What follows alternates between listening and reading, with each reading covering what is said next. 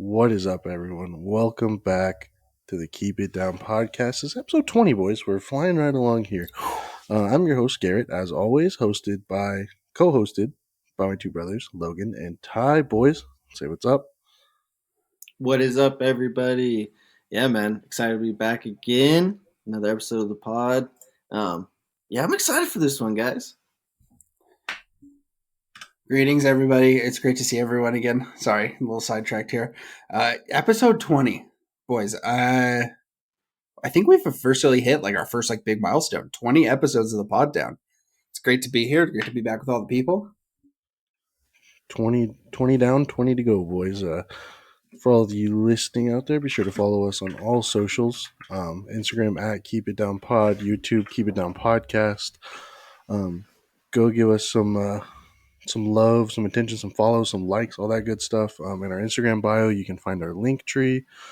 That will take you directly wherever you choose to listen to the podcast, whether it be on Zencast or Spotify, YouTube, wherever it may be. So go check it out, run it up, post a lot of good stuff here and there. So, yes. And with that, boys, your boys' team found their quarterback. What do we think? Sure did. Yeah, man. I like the move personally. Derek Carr, I've always said it, is like a top half starting quarterback in the league. I think you guys definitely upgraded at the quarterback position, and you needed to. Sounds like Jameis is going to be on his way out, so I think all around it's a good fit. I don't know. What are you boys thinking? I mean, I think it's a good move for him. I think, personally, bringing in a veteran quarterback with a little bit of history, a little more knowledge of the game kind of fits better with that super young, receiving core that they have. I see Derek Carr coming in and doing good things. I mean, obviously the Saints had to go out and pay a good chunk of money for him, but I mean, I think he's worth it for at least that contract that he signed. Yeah, I mean, initial thoughts, the thing is, I don't think it takes very much to make the Saints offense go necessarily. Mm-hmm. Yeah. With a fairly decent amount of playmakers and a pretty solid O line. Our O line's always been in the top half of the league. So, I think he just needs to play smart, kind of be a game manager a little bit. Maybe not as game managerish as Andy Dalton was, kind of a nice little healthy blend of the two. Right.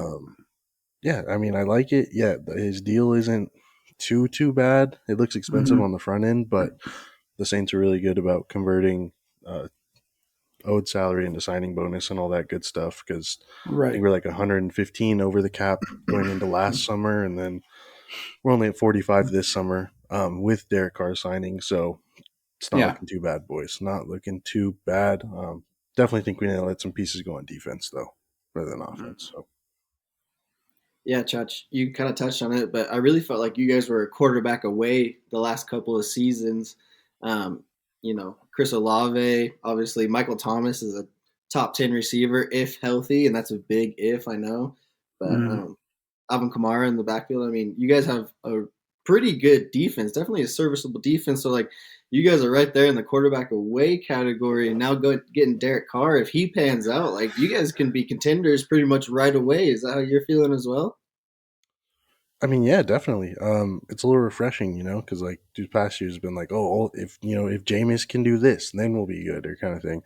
And yeah, we have I think our defense was top 10, maybe in the top 15 for sure, maybe in the top 10. But yeah, I think it's just a little bit of piecing together here and there, kind of finding some glue type players to kind of, maybe a couple good locker room kind of guys. Because I know the defense has a ton of culture and the vibes and all that kind of stuff, but it seems like the offense is all just kind of a bunch of dudes who play football together, which is not really what you're looking for. So, maybe some people that kind of step into a bigger leadership role, and then yeah, just figure out this whole AK or Alvin Kamara and Michael Thomas situation. Are they, are we going to commit to them long term? I know Kamara signed a 5-year deal maybe a year or two ago, and Michael Thomas has a hefty contract. So, I just want this to be figured out. If we're going to have them, great, then let's utilize them. But if not, let's just sell them and get players that will play full time, kind of thing. So. Yeah, I think the good thing for you is you don't have to convince Kamara and Michael Thomas to kind of risk where they're at, be like due to like a rookie quarterback or someone that hasn't been in the league for a long time. I think it's gonna be easier for them to buy in to like someone like Derek Carr coming in. I mean, they know that he can be successful and that he's going to put them in a position to win and like get the ball like they want. So I think, I think honestly, is the perfect move for the Saints, and I think they've probably had their eye on him for a long time. I mean, it didn't take very long. I mean, all the free agency stuff happened right around the Pro Bowl, and that was, I mean, maybe a month ago. So, I mean, really quick, happened quick, which is good. It's good. You want to have this stuff figured out before you even start getting into, you know, any spring stuff you're doing or your camps, obviously. Yeah, kind of some side notes to um, Derek Carr getting signed is like, do you think Taysom Hill's usage gets changed at all? Obviously, he played even when Drew Brees was there. He was, getting snaps, and then his role obviously increased with Jameis and Andy Dalton at the helm. Do you think they keep using him the same? Try to move him to more of a skill position type player? What do you think?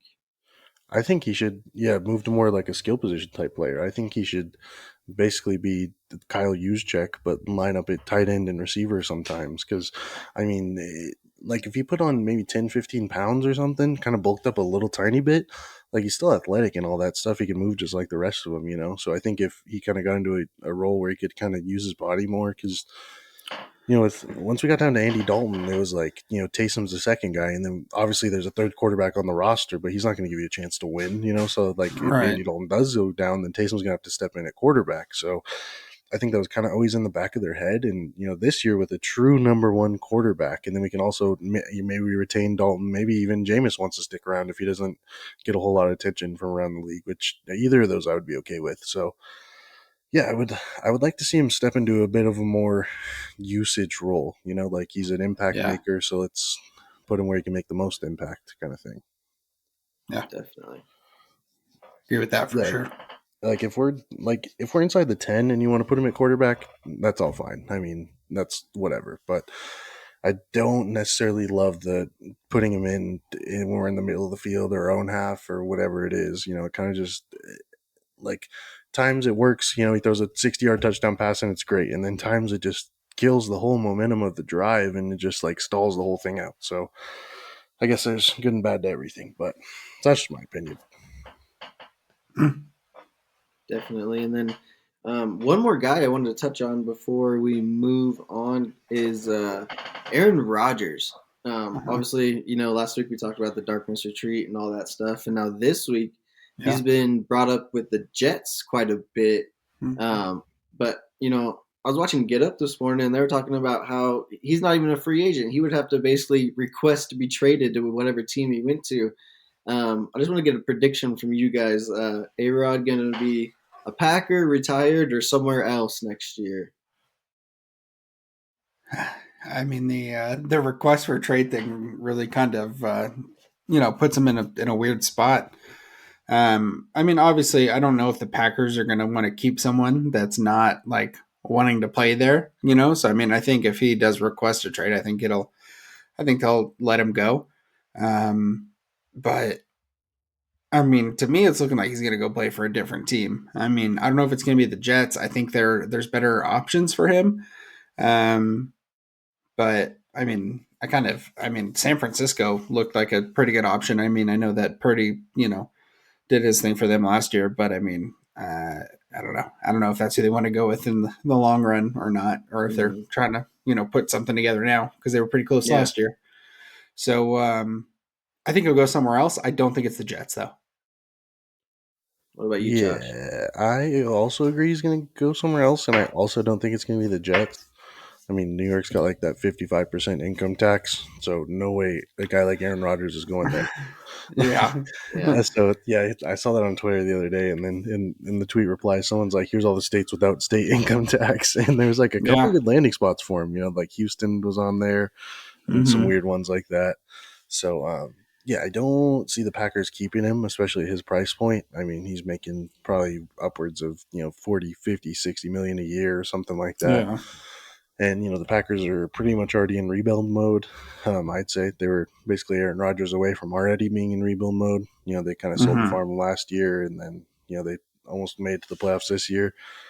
So, I mean, where could he land? San Francisco kind of sticks out to me. If they don't get their whole quarterback situation figured out, they have Trey Lance on a rookie deal, but is that a long term option for him, or they want to bring a guy like Aaron in, let Trey sit for a few more years, something like that?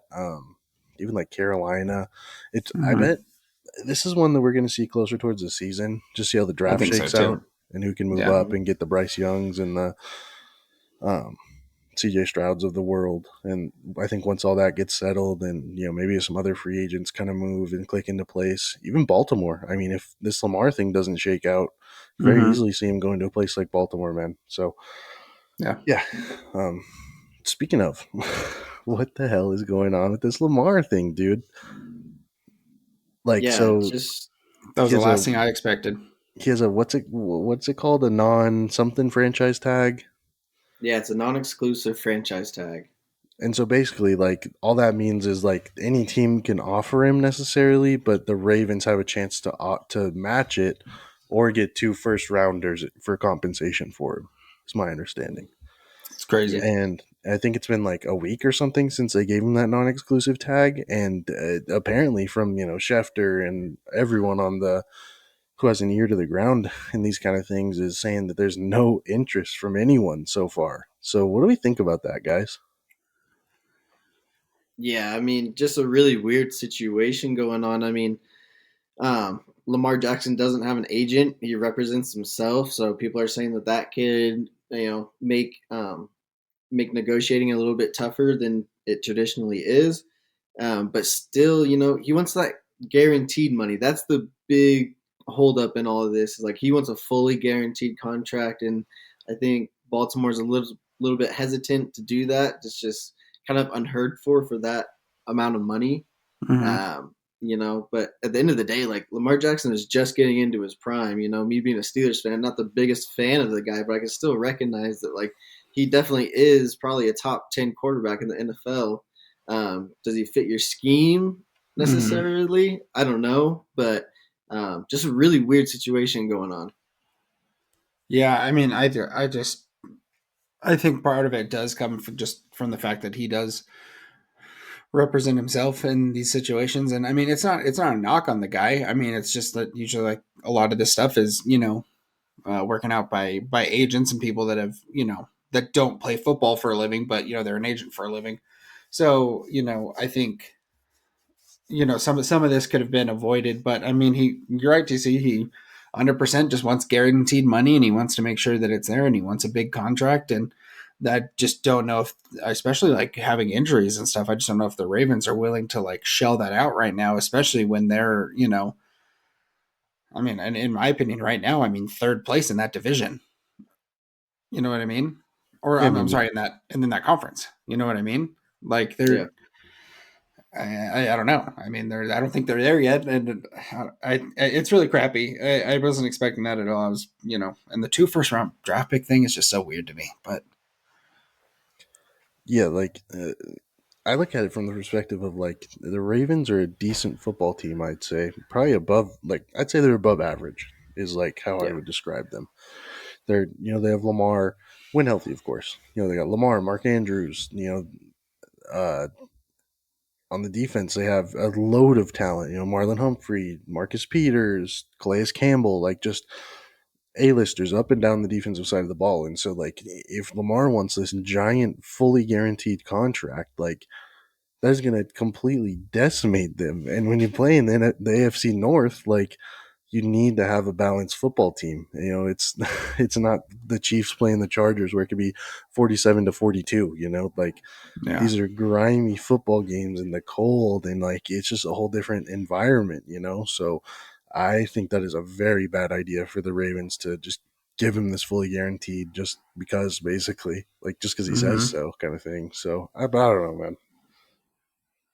Yeah, there's kind of two sides to the story, and it's like everyone knows how good Lamar can be, right? Obviously, a former league MVP, just getting to his prime, just like I said. But the other side of it is like the Ravens are in a tough spot. Like Yeah. the formula to success in the NFL, you know, most of the time, more times than not, is you have a good young quarterback on a relatively inexpensive deal, and you have a load of talent around him. You know what I mean? So it's like, how can Baltimore just, like Chach said, dove out all this money to one guy, and then that the rest of the team has to suffer. So I think Right. it is definitely a hard spot for the Ravens to be in, and I think people aren't recognizing that as much as just seeing like, oh, Lamar Jackson's a great player, you have to sign him. You know what I mean? Yeah. And that's the other thing. Like, I feel like the Ravens fan base have just like completely absorbed him, and like they just like obviously he's a great player. Like they just love the culture and everything he brought to the table, and it kind of feels like, I don't know, man. Like just once you start doing these things, that I know everyone's got to do the best thing for themselves, but like like a fully guaranteed contract for one player, that's an obscene amount of money. Like, Yeah. if it was like league average for a quarterback and you want it fully guaranteed for like 15 years, it'd be like one thing, but like since you want some massive deal, like whatever they were talking about, like 390 million for like 9 years or some shit, something crazy like that. And like, it's just, once you start burning bridges, man, you can't go back. And so I think this is just a bad business decision on Lamar's part, personally.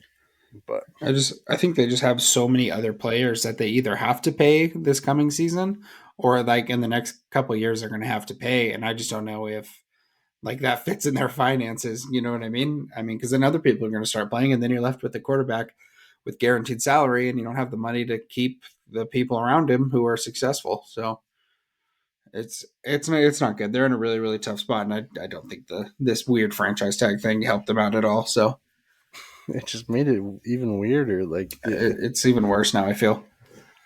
so there's like this offer sheet side of it, like where they can match, and it's just like, like if you want to pay the guy, just pay the guy. Like, come on, Or don't. Yeah. yeah, either let him walk or pay him. Like that's how free agency works most of the time. But apparently I was wrong.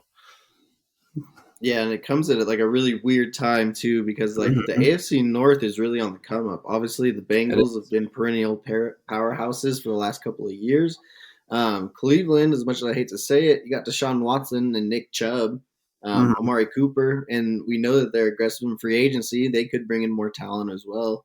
And then the Steelers, man, obviously biased to say it, but it seems like we are on the come up right now. Super young team. Seems like we might have found our guy in Kenny Pickett, and as we get older, I expect us to blossom even more. So without a quarterback, it's going to be a rough road in the AFC North, man. Yeah. Yeah, so we talked about Derek Carr. We talked about Aaron Rodgers, guys. Kind of rounded out Lamar there, but I got a game for you boys cooked up, okay?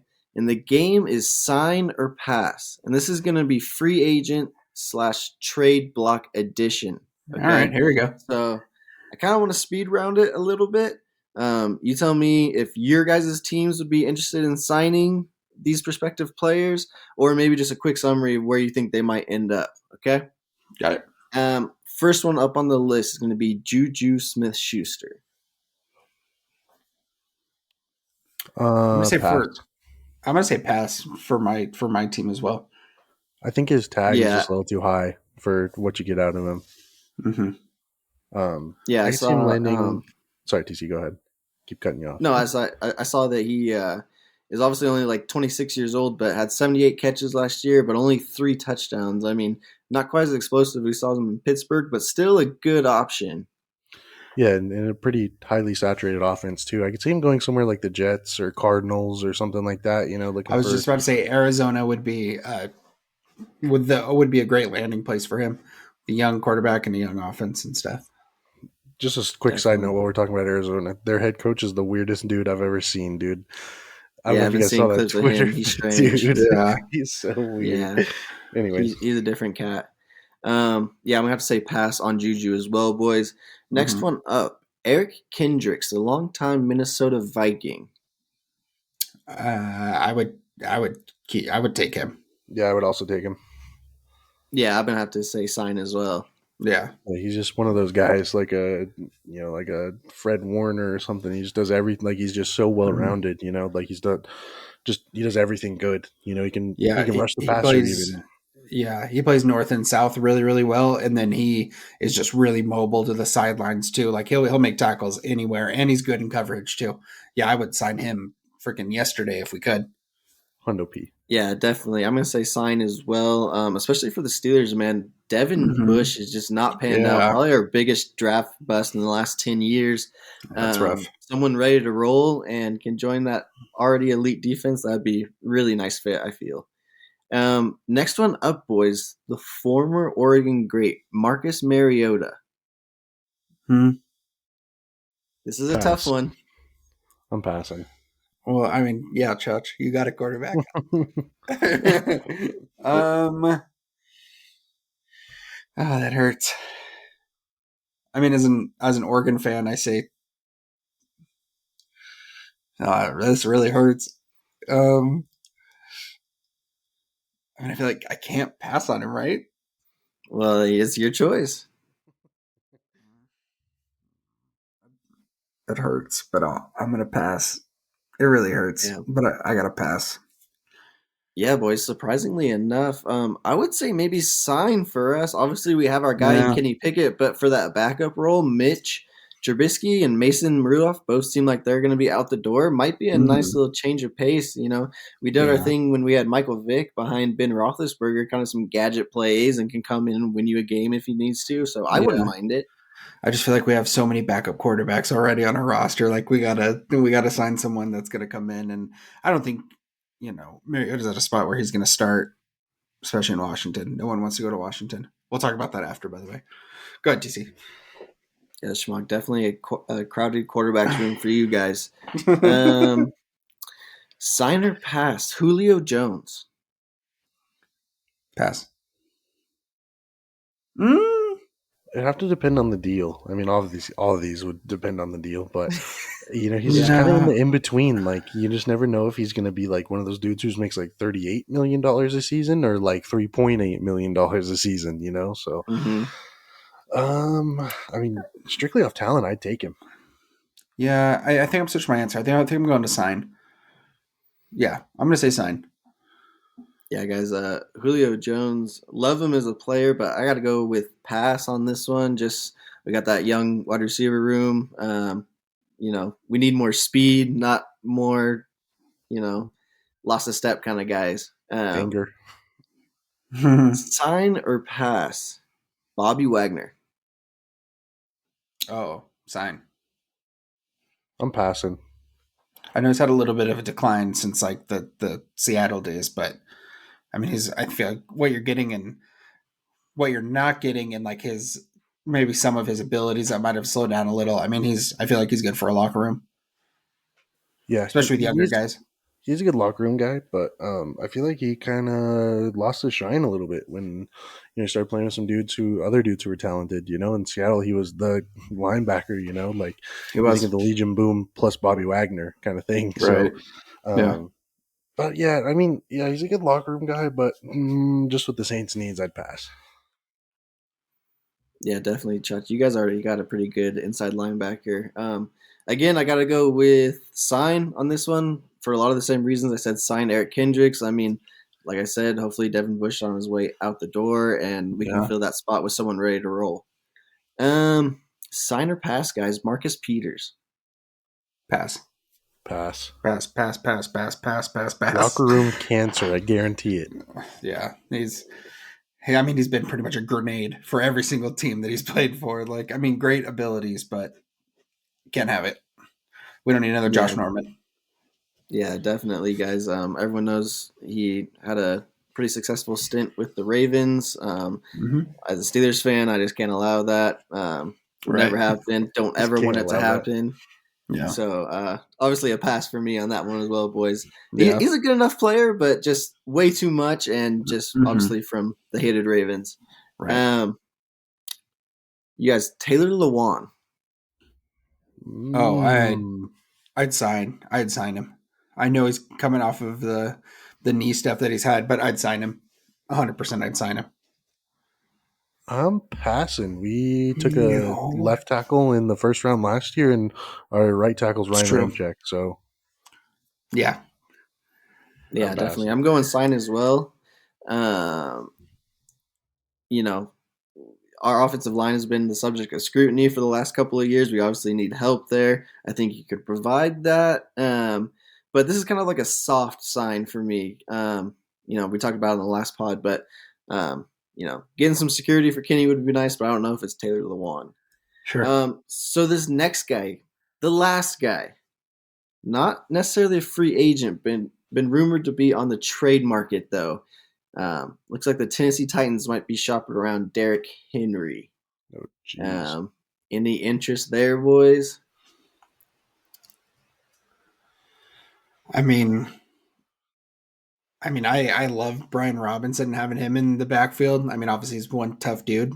Can take lots of shots and still keep going.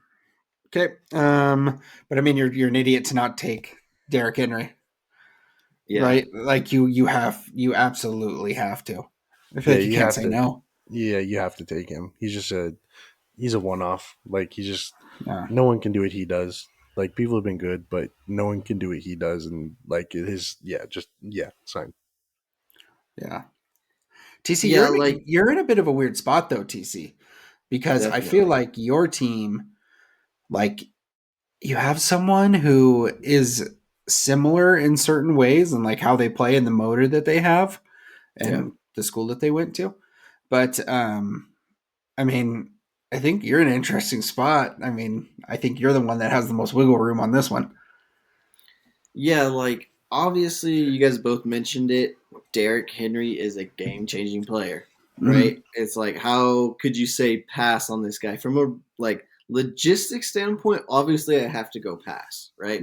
Like we already have Najee in there. Like, no way we could afford to keep both of them. Like, so from a logistics standpoint, obviously you say pass, like we wouldn't be interested. But at Right. the same time, it's like it's Derrick Henry. Like this is a one-off, is what Right. you guys had already mentioned. So, Yeah. but it's interesting, boys. Going back to the whole Lamar thing, like.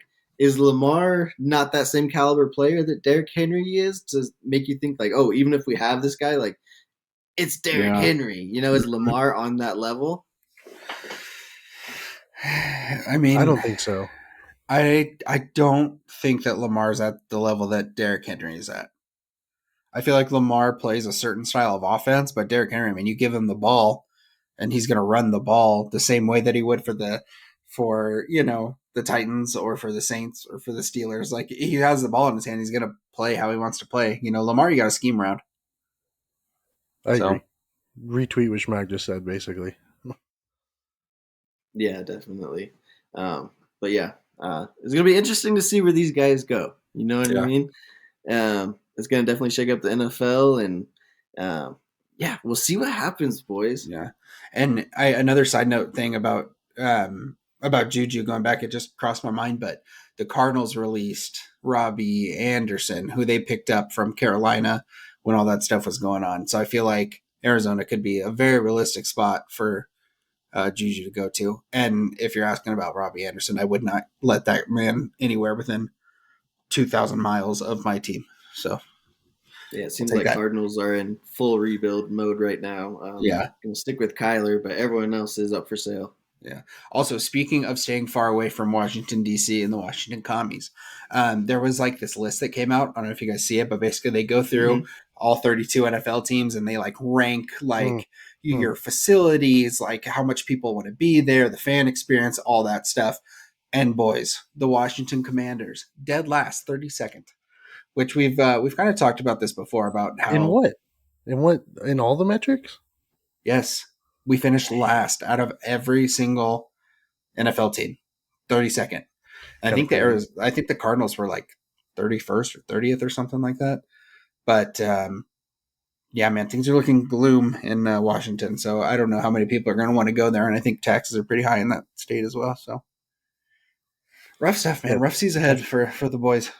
yeah. I saw that report that Schmack was talking about the Cardinals, where like players were saying that they come in the off season and like they would use the gym, and then like their paycheck would be deducted. Like there's some sort of like prorated.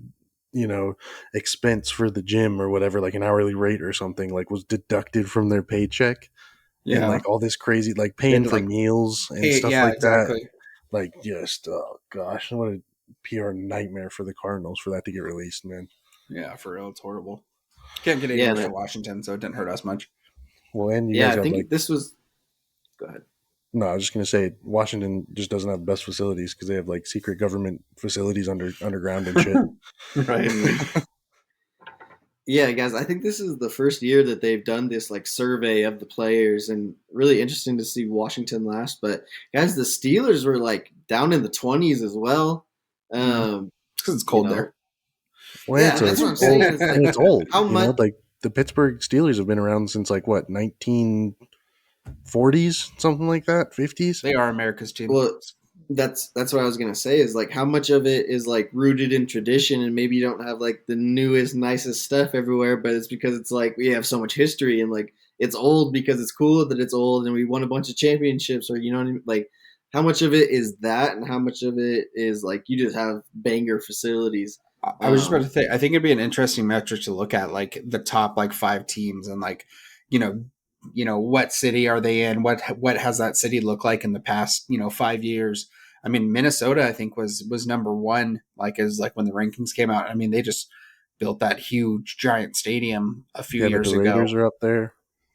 Raiders have the Death Star, their new stadium. So, yeah, Vikings are up there as well. Mm-hmm. Yeah, interesting stuff, man. But Yeah, I wonder if they'll continue doing it because, like, yeah, it I came hope out, so. like, it's good for some teams, but also I think it's just more to keep the like facilities accountable for what's going on. Like, Yeah, you know, I think sorry exactly. to talk about it, Schmack, but the whole Dan Snyder incidents that are like coming up and surfacing, like, I think it's just to kind of like be aware to everyone that's working for whatever team. Like, like if you're working for the New Orleans Saints, like you have to represent yourself a certain way because like these questions are going to get asked to the players on how you're treating people and all that kind of stuff. So I mean, FedEx Field is literally like deteriorating. You know what I mean? Like you got people falling over railings and railings breaking, and Jalen Hurts almost got landed on by a fan because somebody's trying to give him a high five and the railing freaking gave way, and there's like water leaks in the concourse, and it's bad. I love it though because I mean people have to do stuff about it, so got to get some of these problems taken care of, man. Exactly, boys. I want to take it to one of my favorite segments, and that is shower thoughts with Schmag. Oh baby, here we go. So last shower. Go ahead, Schmag. So last shower thoughts, we talked a little bit about how the boys feel about what makes you more like nervous to think about, like the possibilities of space or the possibilities of the ocean. So this week I have like a few shower thoughts, and these are like some more. I don't have like one big one. I got just like a few quick hitters. I think. Let me see. I got 6 here. Okay, they're just kind of one-off things. Some of them are a little deeper. Some of them are just stupid. And I just want to know how you guys feel about it. Okay. Yeah. So we'll start out here. So our jaws can only bite upwards. So the term bite down technically isn't correct. Because your top jaw isn't the one moving, it's your bottom jaw that hinges up. So you can't actually bite down. Okay. Okay. Go ahead, TC. That was more of a it's just statement. an insane thought. Yeah, just an insane thought. So a couple of these are questions. Some of them are just statements to think about. I've been lied to. This one's a question. Does a straw have 1 hole or 2? It's just 1. Yeah, it's nonstop. I think it's 1 too. It's just a continuous hole. Yeah. But when you look at a straw, anyone got a straw handy right now? I don't. Okay. Okay, here's another. And I've actually thought about this before. When we take the family to Disneyland, I usually say this every single time we're there. And that's, do you ever think about how many family photos or pictures that have been taken that you are just in the background of, that people literally look at all the time, and there you are existing in that moment in time, and you're sitting there looking like Bigfoot in the background. And like, who knows what the picture is, man? Like, it could be someone's like engagement picture. It could be like a picture that was taken moments before divorce or a car accident. You never know. Who takes pictures? Wait. Who is taking pictures minutes before divorce? What if, I'm just saying, right? Like what if people just took a picture, or a picture was taken of a person, and then they got a divorce 2 days later? You don't know.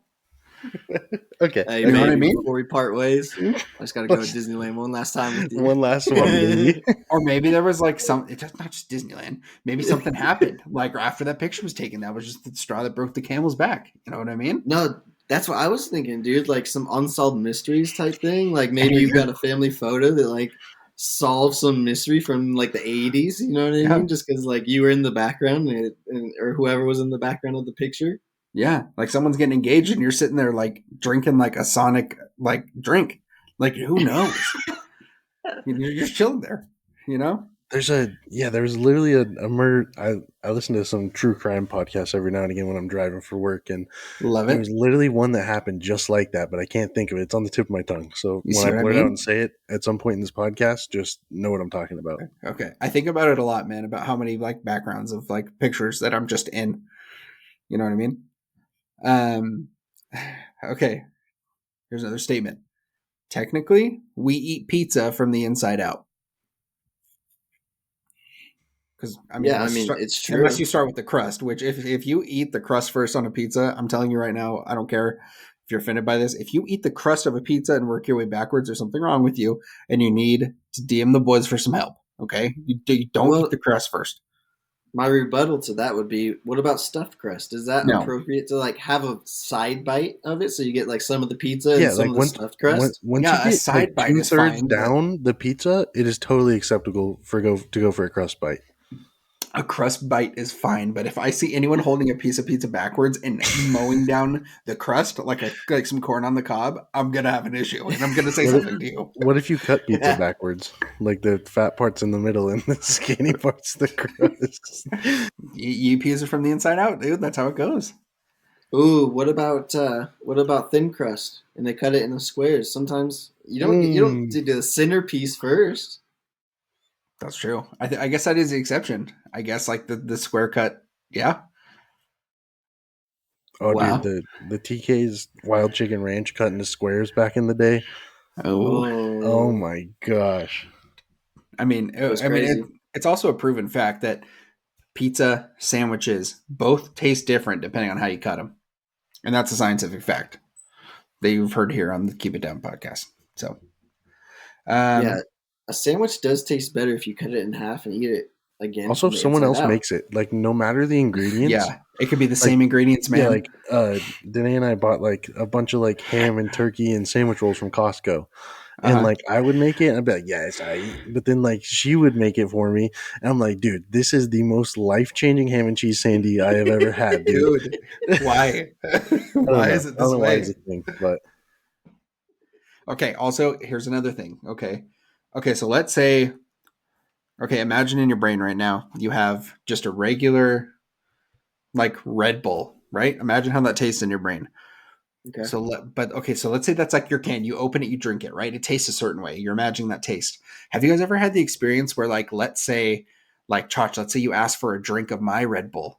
Does it taste differently in your brain when you drink it? Because it's someone else's. I'd say yes. I think it tastes different.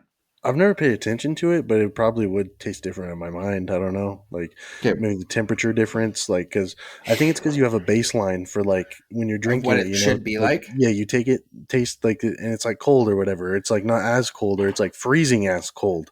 So you're like, oh, the next taste is going to be like this. But when you get someone else's can, you just have the base of the outside of the can, how it feels in your hand, you know. Mm-hmm. And so you take a drink, and it might be colder, it might be warmer, it might be a little more fizzy, a little less fizzy if it's older, you know? Yeah. So, I mean, I think especially... I want to expand on that thought, Chach, because when I think of having someone else's drink, I have my own drink, right? We just went to the gas station. I got a Red Bull, or she got a Red Bull. I got some other drink, right? So I'm not going to ask her for a drink right off rip. You know what I mean? Like as soon as she cracks the thing, because I'm drinking my drink. You know what I mean? Your taste buds I'm having my first. Yeah, and so like when you think of drinking a Red Bull, you think of the first sip out the can. You know what I mean? And if you're having someone else's, it's probably already, like Chach said, a little bit warmer. It's half full. It's not that first sip feeling. Yeah. Interesting. It's crazy what the brain does. That little frosty coldness on the top of the can. like sitting in the freezer and then coming out. You know, like man, nothing nice. better. Okay, I got 2 more left. Okay, fun fact: the syllables in "On Your Mark, Get Set, Go" are a countdown. On your mark is 3 words. Get set is 2 words. Go is 1 word. It's a countdown. So it's a 3-2-1 banger. It's a 3-2-1 banger. On your mark, get set, go. 3-2-1 banger. Here's my shower thought for the day. Race car is the same spelled backwards as it is frontwards. 100%. That's weird. Yeah, but like, here's the thing about the on your mark, get set, go. Okay, everyone knows that when you're starting a race, it's like 3-2-1 go, right? Uh-huh. But like, say you're holding something super heavy, right? And you're like team lifting with someone else. We're holding like, what we got. You drop on 2. You know what I mean? It's like it's 3-2. Is it not? Is it not sure 3-2? Drop it.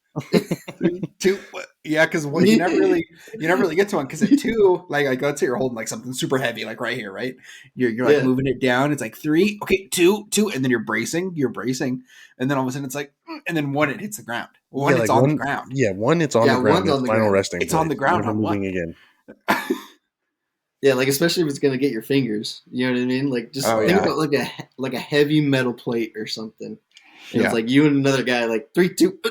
Yeah, you know, it's also a really funny moment when like you're putting something heavy down, like you and your buddy, and then like there's usually one guy who will set their end down first, and then the second guy will hold it up a little higher so that person number 2 can get their hands out of the way, or at least their fingers out so that they don't get smashed. But that awkward moment when both y'all like go to hold it so the other person can put it down, and then you guys are just like holding like something super heavy, like an inch off the ground for no reason. That's when you hold what you got. That's what you hold what you got. And your back is just screaming. Okay. So this is my last shower thought, okay? So inside the mind of every person that knows you is a uniquely different version of yourself. So breaking that down, everybody that knows you, like they know and remember like very specific things about you. Like if you ask like, like 5 different people, like something, like to tell something about you, chances are like 1 or 2 might be the same, but not everyone's is going to be the same as far as like your qualities go or like whatever.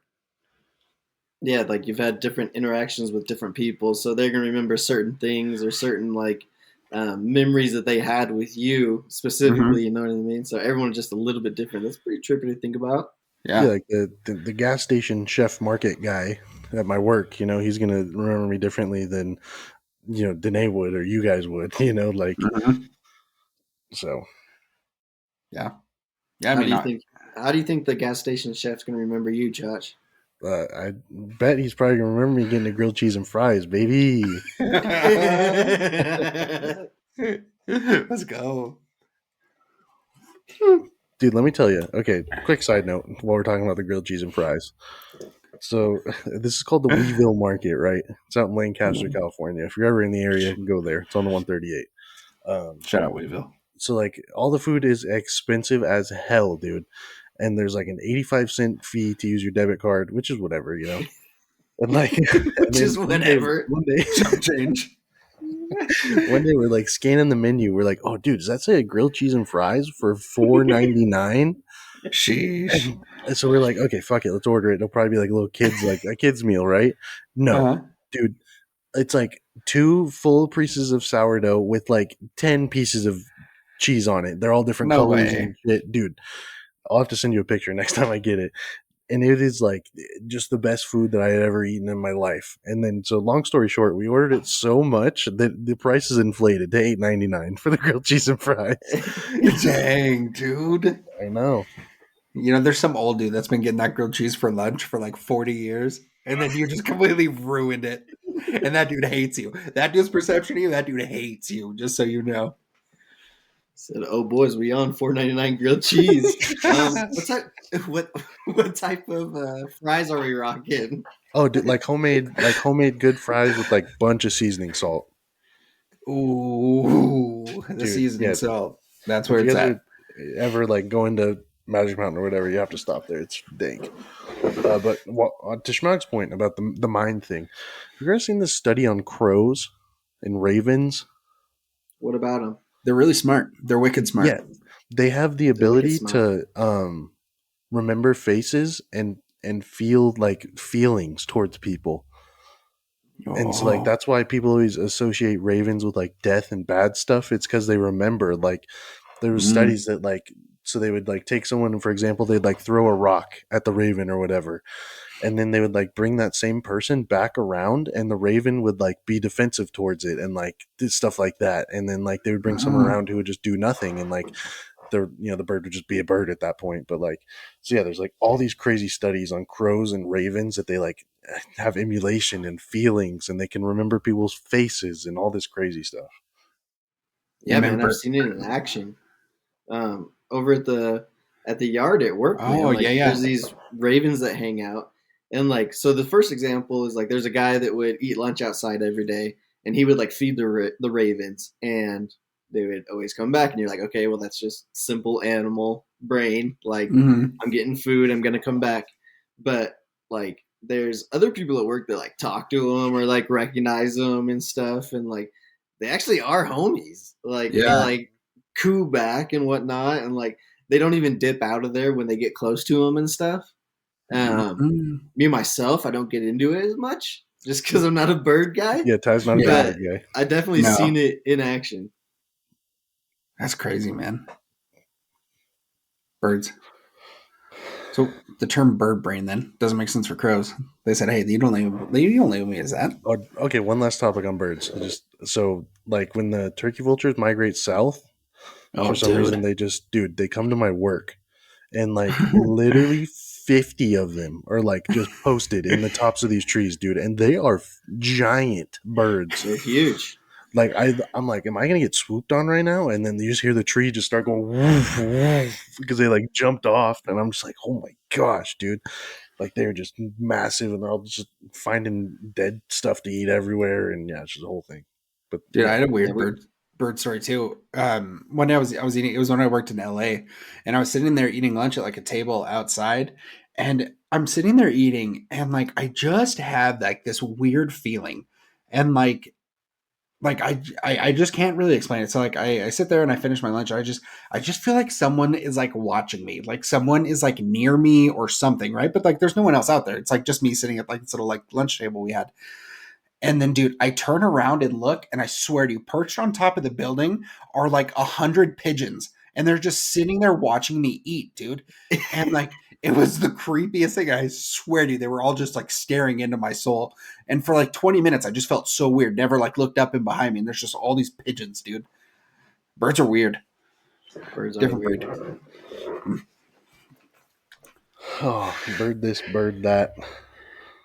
Boys, what you got, Chaj?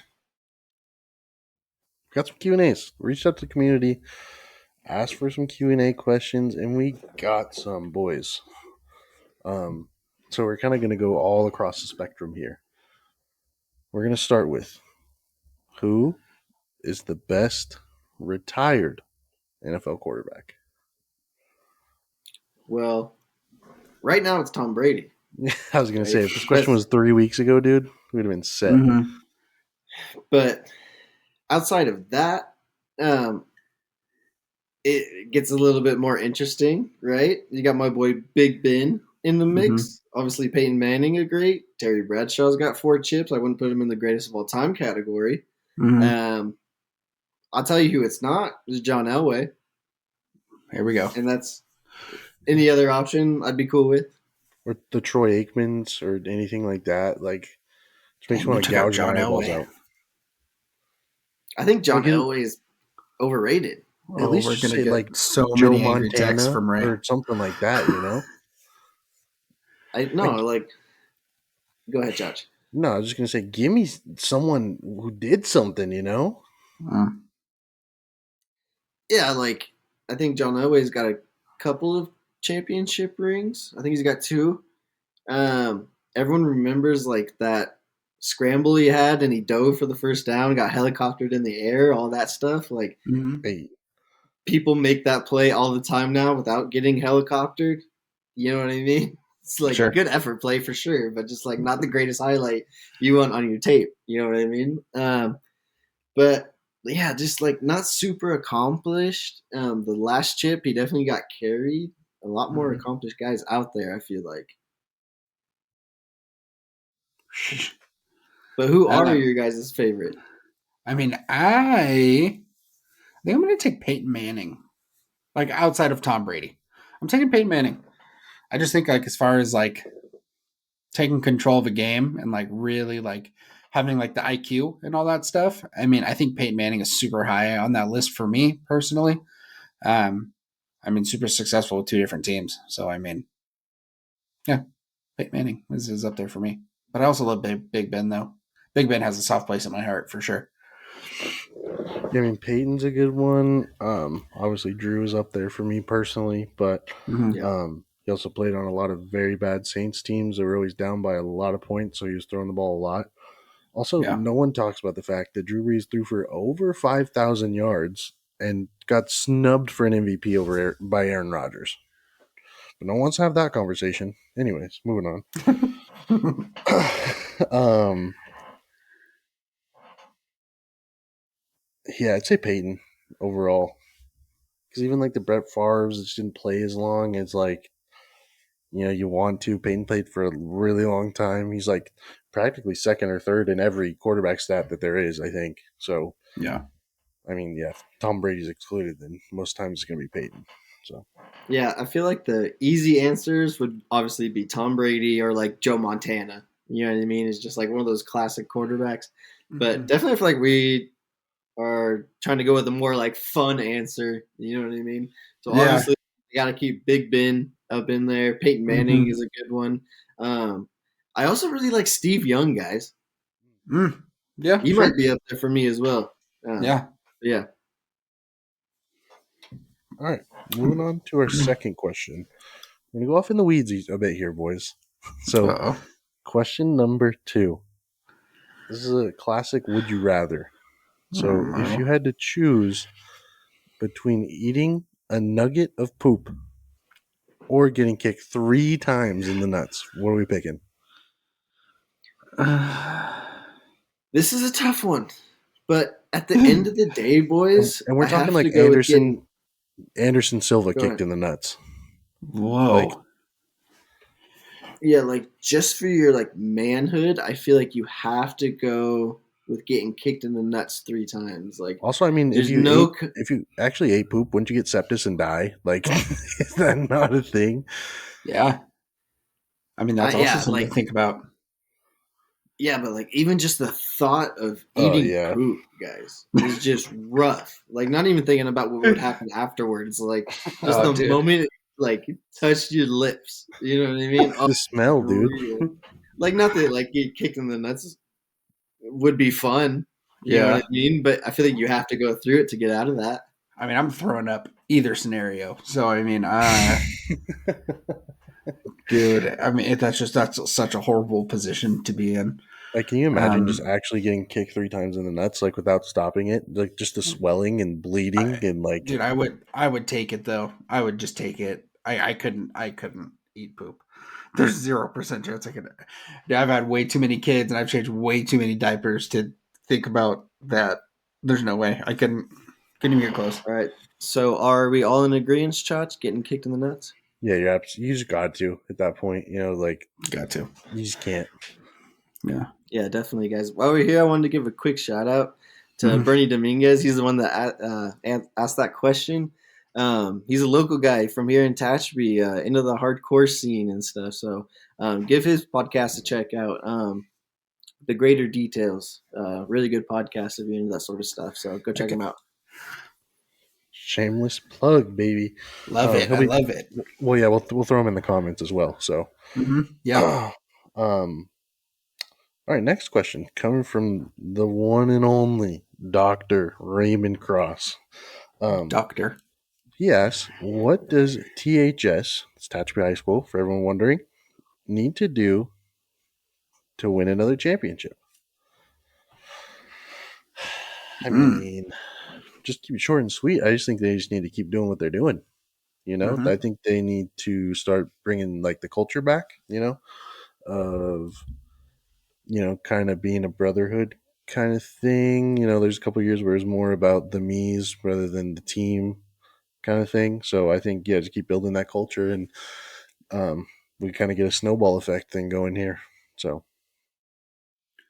Yeah, I mean, I think there was a lot of really good younger players on the team last year. We had the opportunity to go to a couple games, which was great. I mean, they ended up losing to Sunnyside in would that be the quarterfinals, right? Yeah, quarterfinals. Yeah, the quarterfinals, and I mean, obviously Sunnyside and their Division I prospect quarterback. Yeah, I mean, I think there's always kind of some defensive tweaks that need to happen, especially when you're playing some of those kinds of teams. I would say just the biggest thing is just adapting to some of those newer play styles. In fact, Ashby, for a long time, even when like we all three of us played, you have to play different. You need to play Sunnyside differently than you play like Arvin or Shafter or Wasco. You know what I mean? Like you need to make adjustments, and sometimes I feel like by the time you made those adjustments, it's sometimes a little bit too late, and the team has already kind of found what works for them. So I think just those adjustments going into the game is kind of where some of those improvements need to happen. I know that you play your best for who you're playing, but there's a few things that the the playing just soft zone coverage, like 12 yards off the ball or something on like a 3rd and 5. Like, that's probably not what we need to do in those situations. So anyway, that's my take.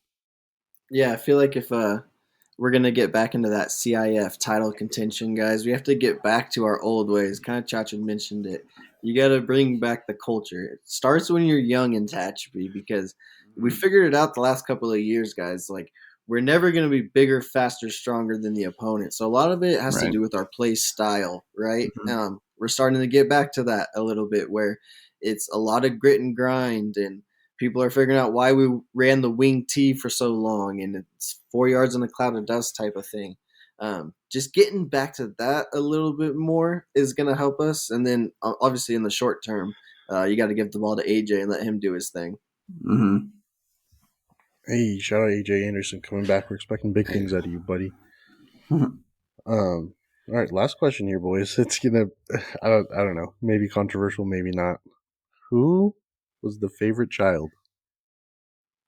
I don't think this is going to be controversial at all. I think it's going to be a majority rules here. Yeah, sorry, Chach. In what? Who do you think it is, Chach? So I'm gonna go ahead and take a guess that you guys think it's me. That's what we're going with. I mean, you go ahead. You say what you think first, and then we'll say what we think next. No, it's probably true. I probably was the favorite child, but I mean, I was 8 years younger than you guys. Like, I don't know. It's just there's a lot of time there, boys.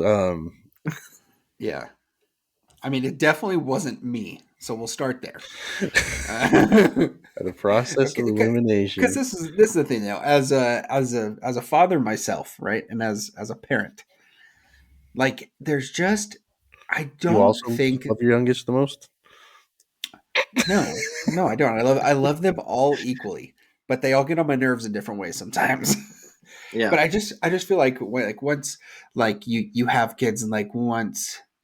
Like, things get easier about having kids as you go, and like you don't make the same mistakes like like that you did as a parent, like with your first kid, as you did with your last kid.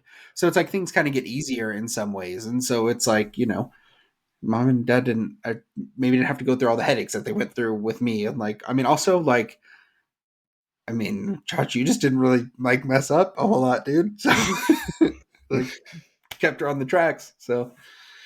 Yeah, I think there's that side of it, but I want to start by saying this is like for everyone who doesn't know, like this has been a running joke in our family for a long time. That Chach is the favorite, so it's 100%. Funny that this gets brought up.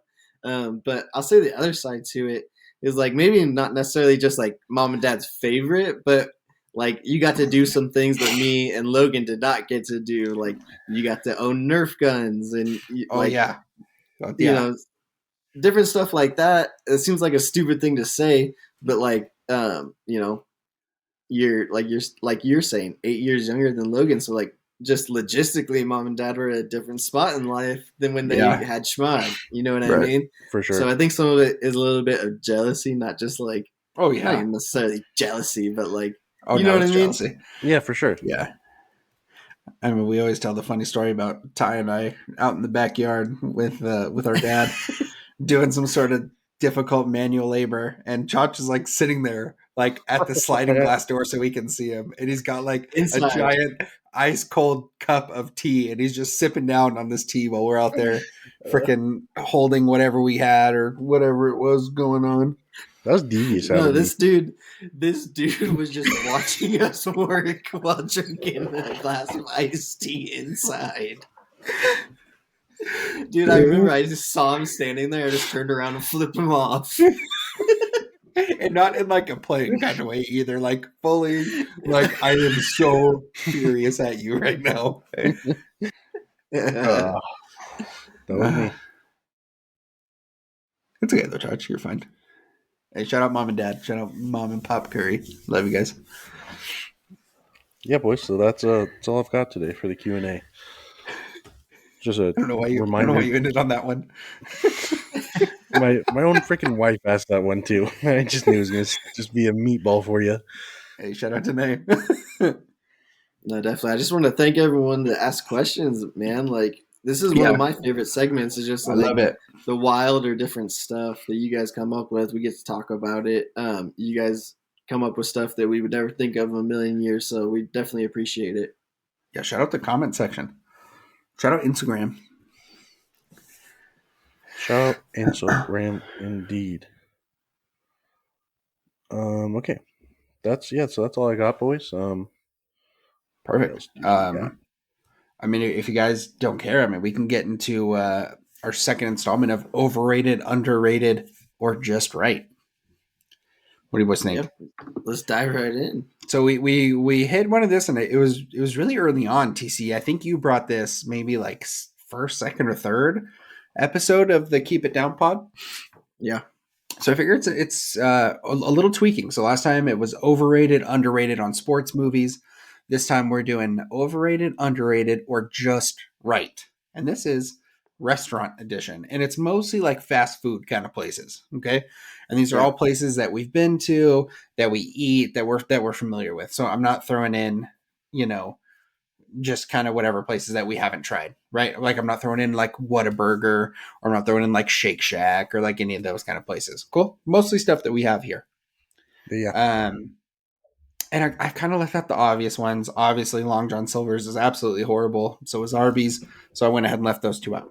Okay. I think I have like 9 or 10 here to go through. So we'll start here. Overrated, underrated, just right. In-N-Out. Obviously, a lot of hype around In-N-Out. So. No, I'm going to say just right. Okay. Yes, this is our personal opinion, right? Yeah. Personal opinion. And these can be different. We don't got to agree. Yeah, I'm going just right. Because if you're here in California, you love In-N-Out, right? Absolutely. Like that's just a consensus type of thing. But it gets hate from the other states. Like people will be like, "Oh, like I don't get what the hype is," and like you can't deny that it's a great burger. You might not like the fries. You cannot deny that is a great burger. It's like fresh. It's exactly what you want out of a burger. And I'm sick of the hate. So if you're here in California, I'm saying just right. But outside of that, it is underrated. Josh, how do you feel? I think there's kind of 3 ways to look at this. So you got, I agree. It's perfectly rated. The burger is delicious in itself. You get animal style fries, it suits them up perfectly just to your liking, so it just makes them go down nice and silky smooth. Ooh. From the other parts of the United States that doesn't have it, they hate us because they ain't us. Okay. And then, but in California, the most of California, overrated, because there's like, oh my god, In-N-Out all the time, which is good. I agree. It's a solid burger, but is it like life changing? No. Oh, what's your take, Schmeg? I mean, I think it's just right. And Chach, I pretty much like I pretty much agree with you. And I feel this way like similarly about another place we're going to talk about next. But I feel like sometimes it's like people act like there is literally no better burger on the planet, and I don't think that's accurate. In-N-Out is so delicious, and I will pick In-N-Out almost like 9 times out of 10. But some of that like added kind of thing is a little much sometimes. I think it's just right, Yes. mostly. Before we hop into the next restaurant, I want to ask you guys this: if you guys had just got done working out, or like, Mm. you know, were at work for a long day, how many In-N-Out single burgers do you think you can eat? Oh, Like, if you just went gosh. all out, if you just went all out, no fries, no nothing else, like how many In-N-Out singles could you eat in one sitting? You think? Real number. okay. Well, I can put down a 4x4 like it was standing still. So I mean, like, I feel like you got to go like at least 6. No, like singles, like just Oh a yeah, cheeseburger, with 6 the at bun and least. all. yeah, but I don't know. But how many? Like think about a McDouble. Like Hmm. it's roughly a McDouble, I'd say. Maybe a little bigger, a little fluffier bun. Maybe I'm saying Mhm. 6. I'm gonna say between 6 and 8, like 6, 7, or 8. I think I could go, especially like if it's like a speed game, dude, and I'm just like throwing those things back. Yeah, I'm right there with you guys. It's Yeah. over 5 for sure. I Mm-hmm. don't know I don't know about if getting it's towards 10. that 9 or 10 mark That's a lot. necessarily. But what if A lot of bun. though? But what if though? But I will say this, like, dude, not that long ago, probably a week ago, I went to McDonald's and I just got 3 McDoubles. Ate Uh-huh. them in like 7 minutes total time, That's a and I great probably time. could have eaten at least 3 more. Oh, You know I what have I no doubt mean? in that. Yeah. And those are double burgers. Right. I And you know have I to know the imagine. In-N-Out has more toppings, but Yeah, I mean, but I lettuce think I though, could do like some that's damage. not gonna take a lot of room up in the old gut, you know. Some lettuce, some tomato, like yeah. I mean, if we're talking like fully loaded animal style burgers, like we're getting into some rough territory there because that's just rich. You know what I mean? Like you're gonna get tired of Hmm. that. Hmm. Dense. But I think between 6 and 8 would be my final answer. Yeah, 6 and 8. I think that's consensus. All right. Next place up here is Chick-fil-A. Overrated, underrated, just right. I'm going overrated. Kind So of a no-brainer for me. extremely overrated. It's not even funny. I also agree that Chicken it's overrated. sandwich. Um, honestly, I've only had Chick-fil-A a couple of times, so I don't know if I'm the best person to ask this question to, but man, the couple of times I had it, I wasn't blown away by the chicken sandwich. I don't know if the nuggets are going to really be life-changing for me. Mm-hmm. And the hype is just crazy around it, so it has to be overrated. Here's the thing. Yeah. Go ahead, Here's Josh. cons. Con 1, the line. Con 2, Mhm. Yeah. it's $37 for 2 people to eat. Con number 3, the sauce is really the only enjoyable part of the experience. The fries suck. The chicken's whatever. The Yeah. sauce is good. And the sausage is glorified barbecue sauce, fellas. Yeah. And then, like, also a funny thing to do at Chick-fil-A, if you say thank you, they have to say my pleasure back. Like, it's part of their job. So just use that to your advantage. It's great. It's great stuff out of them. I think it's good. I mean, like if you want to go and you want to get a spicy chicken sandwich, a deluxe spicy chicken with the stuff on it, like it's good. Like it's better than a lot of other chicken sandwiches you're gonna get. But is it worth waiting 15 hours in that line? No. And I swear to you, if I see one more meme about Chick-fil-A being closed on Sundays, I'm gonna lose it. Like we know they're not. Hobby Lobby and Chick-fil-A, dude, 2 places you're not getting into on Sunday. You know what I mean? Like I'm sick of the memes. Like it's just taking space on the internet that could be for something else, something way more important. Because we know we get it. So for all of you that are sitting there about to type up a Chick-fil-A on Sunday meme, don't please. We're over it. I'm over it. Just go to Raising Cane's. You'll spend half Way the better. money. You'll be twice as satisfied. Yeah. Yeah, do you guys have I'm going to let Schmog finish up, actually, before I ask the question. Raising Cane's is not on the list. So Okay. Good thing. Raising Cane's is, I think, very underrated as far as chicken places go. Okay, here we go. KFC / Popeyes. And I lump these two together because they are basically the same. No. They're basically the same. No, They're basically the look, same. No. They're basically the same. Logan, KFC All is right, complete fine. shit, and Popeyes is good. That's the difference. Popeyes is literally upper half of all fast food restaurants, and that means a lot. All right, fine. I'll separate them. So KFC is way overrated. We all agree. KFC needs to be no more. Yeah, I take turned it. Yes. I turned down free KFC when I was in college, and I had absolutely no money to my name at all. So that tells you something right there. Holy cow! And when I say no money, I mean like like $0, and I Cents turned in the down bank account, baby. free KFC. Shout out Sadie Patty for the hookup there. Okay, so let's talk about Popeyes. Let's talk about Popeyes. Popeyes is delicious. The Okay, biscuit. like Chach said, like he was saying that the sauce is the only enjoyable part of Chick-fil-A, but Popeyes chicken is actually good, and their sauces are much better than Chick-fil-A's. Okay, I'm Okay, talking about sweet heat or buffalo on a tender, and it's sure. just absolutely delicious. Way better fries than Yeah. Chick-fil-A has. Overall, I'm going to say underrated because people just aren't up on Popeyes. What's up, Judge? TC, remember it, that Popeyes in Sacramento? Okay, well, this is what I was going to say.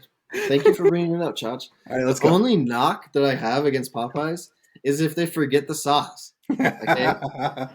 Because this is the story. Me and Chach are in Sacramento, a long day of class. We say, you know what? We're going to wind down with some WWE and some Popeyes, right?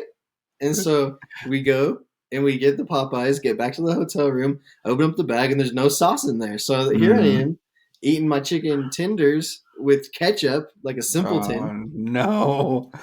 Just the absolute worst. No. But if you get the sauce, it's delicious. So you Oh guys my are both God. weighing in that Popeyes is better than Chick-fil-A. Yeah. I mean, yeah, on a very general scale, but they're very different joints. Popeyes is a little grimy. It's got some grit to it, and Chick-fil-A is more of like a high class establishment.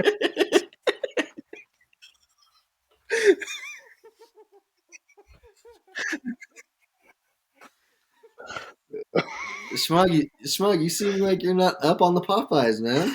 I'm really not. I'm really not. It's got some grit to it. Yeah. Heck yeah, dude. I am not super big on Popeyes or KFC. That's why I lump them together. Um, I think like in terms of like chicken places, I think Whew. like to me Popeyes, I mean it's just like the biscuits are good, but like you're a chicken place, you know what I mean? I think Raising Cane's is better, far better than both of those places. Like if I want chicken and I'm gonna go get chicken, I'm going to Raising Cane's personally. Absolutely. But hold on, I wanted to go back to the KFC thing for just 1 second because, like, I completely agree with you. If you're just gonna go get a bucket of chicken from KFC, I don't even know if they still do that, but that just thought is just disgusting to me. It's so Not greasy really and my just thing. oh yeah. Yeah, like in general, I'm more of a tender guy than like True. you know what I mean. Like I would way rather have tenders. But I will say that KFC does have some other good items. They got like that double down sandwich, which is like basically two big chicken tenders with With like some stuff in the bacon middle. and sauce in the middle. That's pretty tasty. And also like the like they're not called big bowls, but they have like these The like KFC Famous Bowl. The the famous famous bowls bowls. with the Those are corn. pretty good as well. So Yeah, I was it's just not about to. complete waste. I was just about to bring up what your guys' take was on Famous Bowls, because I'm a big fan, man. Danae and I have recreated them at home a couple times because I'm such a big fan of a KFC Famous Bowl. Yeah, Yeah, I would never seek out a KFC, but if I had to go there, I could find something that I enjoyed. Mm-hmm. yeah. Back in the Reedley days, dude, we would get famous bowls on the free from the hookup. So yeah, we ate those a lot for sure. So We're the free. on the free, dude. Yeah, we one of our fellow delinquents had a connection at the local KFC there in Reedley, California. Shout out Reedley, California. Um, all I'm saying is I'm up on you guys. So all right. Del Taco, overrated, underrated, just right. I'll go. I'll go first. What do you guys think about it? I've gotten food poisoning from two different fast food places in my life: Jack in the Box and Del Taco. Um, like Del Taco brings back like a couple menu items during the year, and like everyone goes nuts over it, and I don't understand it. I can't tell you last time I ate it at Del Taco. But I don't Criminally, know if it has. Does Del Taco have a good rap? Like, so Schmag, technically, would it be just right listen to me if it? right now. No. Listen up, Okay. buddy, and let me listen good. Criminally underrated. Here's what you need to do. Okay. Tomorrow, you're gonna get in your car, your fancy new shiny white car. You're gonna drive to Del Taco. You're gonna get in the Okay. drive-through. You're gonna Okay. order yourself a Cali bacon epic burrito. They still do the epic burritos. You're gonna order that with a cherry coke, and then you're gonna Okay. go home and you're gonna eat it, and you're gonna love me for telling you to do it. Okay, Okay. Well, I'll text you from the toilet after I eat all that. well, that's fine. Okay. Yeah, So- guys, I got to go perfectly rated on this. Like, I do enjoy Del Taco's food for sure. Are you It's kidding? like Taco Bell, but just a little bit different. The cherry Coke on tap is definitely a nice touch to have. Oh yeah. Not a huge fry with my burrito guy, but the fries are fine, I guess. Yeah. It's a The lot. only thing about Del Taco is, like Schmog said, you might get food poisoning, you might get a dime in your fries, and then Gamble. our particular Del Taco in our town is not have the greatest rap either. So It's true. I do enjoy the food, but just from like a consistency standpoint, you got to go perfectly rated.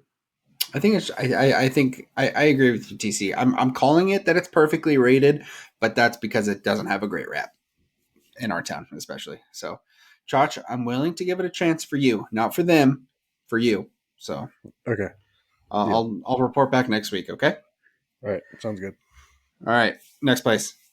We're getting into some kind of. I think these are considered snack places. Okay. Mhm. Krispy Kreme.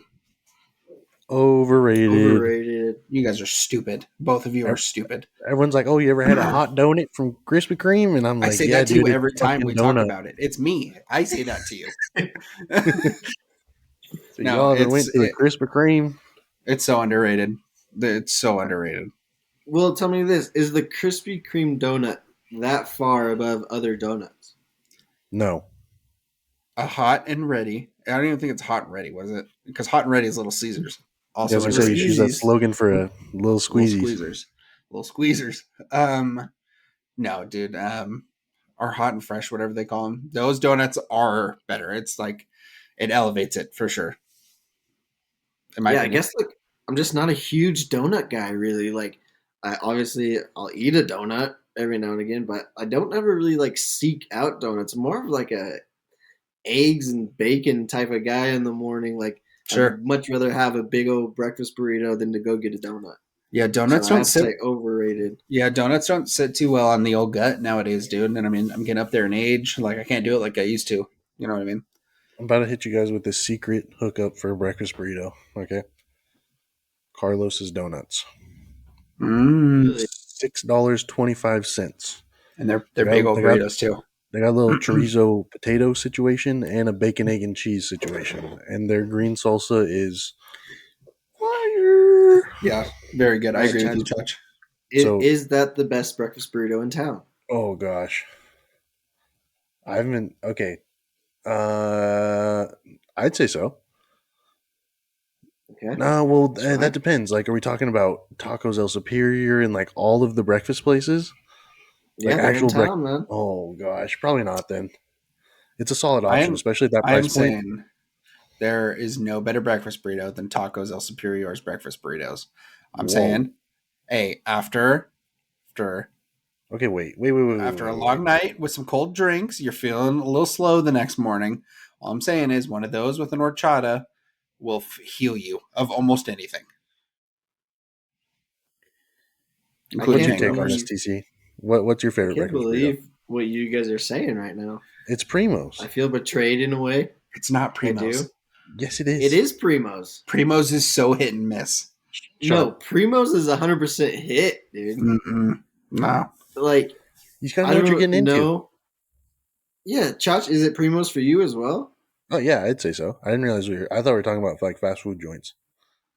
Yeah, I mean, Primo's has got to be it for me, Schmug. I absolutely love their breakfast burritos. Yeah, what they do with Ain't their nothing wrong with it. potatoes and all that, it just goes, man. The thing is, though, when the thing about Primo's is when they're good, they're really good. But it's like, dude, I've had a couple, and like, Just it's not done right. Execution was sloppy. Execution was sloppy on the breakfast burrito. I had a bad experience. There was a time, circa 2019, 2020, where me and TC were eating a Primo's breakfast burrito and watching football weekendly, dude. I think it was borderline unhealthy.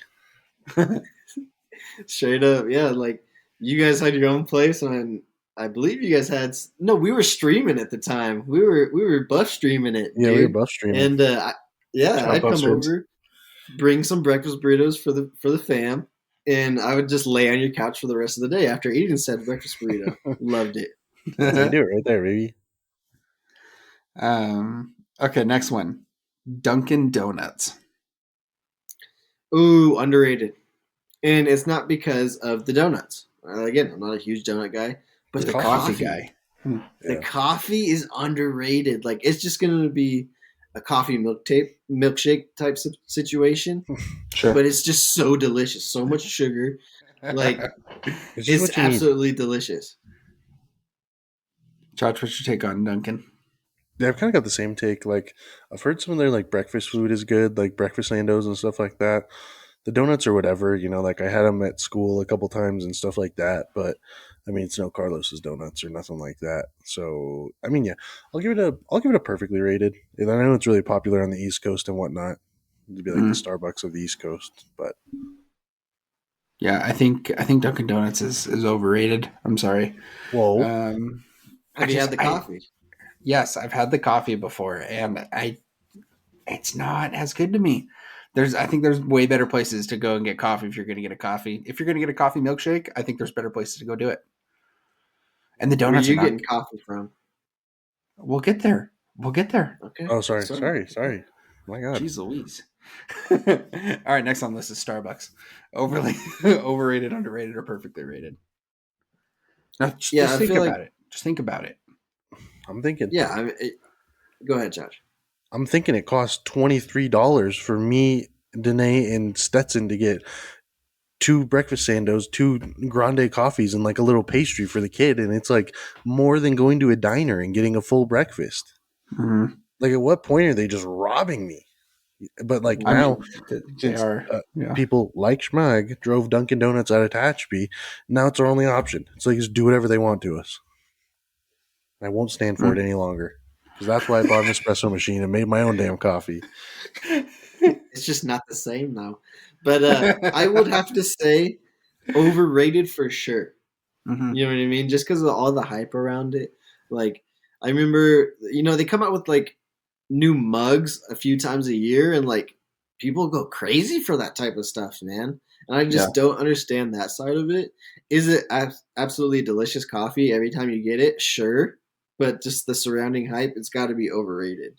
Yeah, I mean, I think personally, it's like it falls into that thing where it's like you go there, and almost everybody has like a particular thing that they get at like Starbucks, and then you don't touch like the rest of the menu because like you found your thing that you like, that you're willing to pay an arm and a leg for, and like that's what you get. And there may be people listening that are like, oh no, I like to branch out and get different things. Great, but like I'm not going to go to Starbucks and just get a regular black coffee. Like it ain't good. Nah. Like there's like I would rather hit up the Golden Arches for like a regular black coffee. It's way better in my opinion. So I mean, I think Starbucks is overrated. I'm not saying that they don't have good stuff and that I don't enjoy, grande ice brown sugar oat milk shaken espresso from time to time because I do, but it's overrated. I made that at home this morning. Was it the same though? It was better. Get that. All right, well, bring me one tomorrow. Bring me one tomorrow. This guy thinks I'm Uber Eats and shit. I'll pay for it. Okay. Next on the list is Chipotle. I only have 3 left, including this one. Chipotle. Overrated, underrated, just right. I think it's just right. Yeah, just right. It's good. It's never like you know what you're gonna get. It's gonna be all lukewarm to cold when you get it, and that's just how it is. It's just what it is. The red sauce is spicy. Oh my gosh, dude! I don't know how you eat that. I only do it every now and again when I'm feeling it. It melted my intestines, basically. Dude, it's so spicy. Yeah, like I would have to say it's just right, just because like if I don't know. You can eat Chipotle and not feel like the biggest piece of shit ever. You know what I mean? True. You can almost trick yourself into saying it was a healthy meal. So Mhm. like for that, it's pretty good because like you do get a solid meal if you're trying to eat healthy, air quotation marks, you know. Right. But the food never blows you away. And like Chach said, dude, that red salsa just absolutely melts my intestines. Same. Yeah, it's a bad deal the next I day. don't know how you recommended that, Schmag, as like your banger item. I just thought you were up for the challenge. I don't get it all the time. There's every now and again. Just every now and again. You know, it'd be a great option for the red salsa on the side, and then you can kind of just like add it at your leisure. You know what I mean? Dude, it was a nightmare when I got that red salsa, okay? Been driving home from Wyoming all day. This is like a 15-hour plus drive. And the new Chipotle opened up in town, so I was like, hey babe, get on your phone. Let's go through the drive through, do the mobile Mhm. order thing. Yep. And she was like, what kind of salsa you want? I was like, oh, just give me the red salsa. And Mhm. so we get home. Dude, I'm more hungry than I've ever been in my whole life. Like, I haven't eaten all day, basically. Yeah. Get home, pop it open. It's just so hot, but I have no choice but to finish it because I'm so hungry. And I'm just like, why is it so hot? Like, getting mad at the food. Like, why would they make this so hot? Had to eat it, though. Dang, I definitely caught some strays there too. You're like, why would he even recommend this to me? Okay. Next up is Wendy's. Ooh. I think it's underrated. Underrated, man. I think it's underrated, dude. They've been doing a lot of work over there at the Wendy's. I think it's underrated, especially when they got that Biggie bag going. Mhm. You know, it's not yeah. a huge hamburger, but you get like the hamburger, the nuggets, and fries and a drink. I believe it is. Yeah, it's like Yeah. the 4 for 4 of It's a old. decent. Yeah, it's a decent amount of food for $4, and it's all pretty tasty. Yeah, the fries there too. Like they've done that new thing where it's like they guarantee that all their fries are like salty and like fresh when you get them. And yeah, man, I went like a month ago and just got like some fries and a frosty for the missus and I. And dude, it was great. It was super super good, and I feel like it's slept on a lot, and it's kind of gotten a bad rap. But I feel like they're working hard over there at the Wendy's, man. They're doing God's work out there. Are you a fry in the frosty kind of guy? Oh, 5,000,000%. Yeah. Especially if you're just going for fries and a frosty, You like just the lid's get coming that off right when thing. you get home. All in there, dude. Hey, ain't Is nothing it a- better. Is it a vanilla frosty, chocolate frosty, or does it matter? Gotta be vanilla. Gotta be What? chocolate. No. That's a crime. Chocolate. Yeah, I feel like a younger me would say chocolate as well, but lately I've been on this vanilla kick, like a Vanilla vanilla goes soft so serve. much better. Apparently Dude, a I'm 5. vanilla soft serve cone is just crazy. Oh, dude, I had some soft serve, dude. Okay, the family and I went to John's Incredible Pizza over the weekend, dude, on Saturday. Okay. That soft serve hits different at John's Incredible Pizza. You know what? And for all of you who haven't been to John's Incredible Pizza in a while, just go. Get there when they open. They open at 10, which I love so much that you can go and get all you can eat pizza, breadsticks, and ice cream at 10 o'clock in the morning. That's the Lord's work, man. But dude, that soft serve hits different out of that machine. Pretty sure it's the same machine that they had when we were teenagers, by the way. Slightly alarming, but gritty for sure. It was so good. Okay, last on the list is Panera Bread. Panera. We don't have one of those here. Don't I even don't know start how on this place. often you guys eat it or any experiences that you've had. I think that it is so highly overrated. It's not even funny. That place sucks. You don't Not know good. where to order your food. You don't know where to pick up your food. You don't know how to get your drink. Like, it's a fucking mystery. You don't know where to stand. There's people standing everywhere. There's people sitting. There's people standing. Like, there's a kitchen that's open. You're like, do I walk in the kitchen to get my food? Probably not. Is it a waiter? Does a waiter bring it to me? Do I order from you? Do I get my food from you? Do I get my drink from you? It's like, what are we doing? My food? Exactly. And the food sucks. The food's not great. It's like the Starbucks of the sandwich community. Yep. Like, Thank you. There's It really weird, is. There's weird People- items yeah, on the they menu. go to and Starbucks, it's like, and then they go into Panera Bread right after that. yeah, and plus like soup. Yeah, Who's eating soup. soup out here? Like from a fast food type joint. You know what I mean? Like never ordering soup, and like the sandwiches aren't great, and it is pricey, so overrated. I just think it's so weird that you can choose between mac and cheese and apple and like a half a loaf of like crusty ass baguette, like with your food.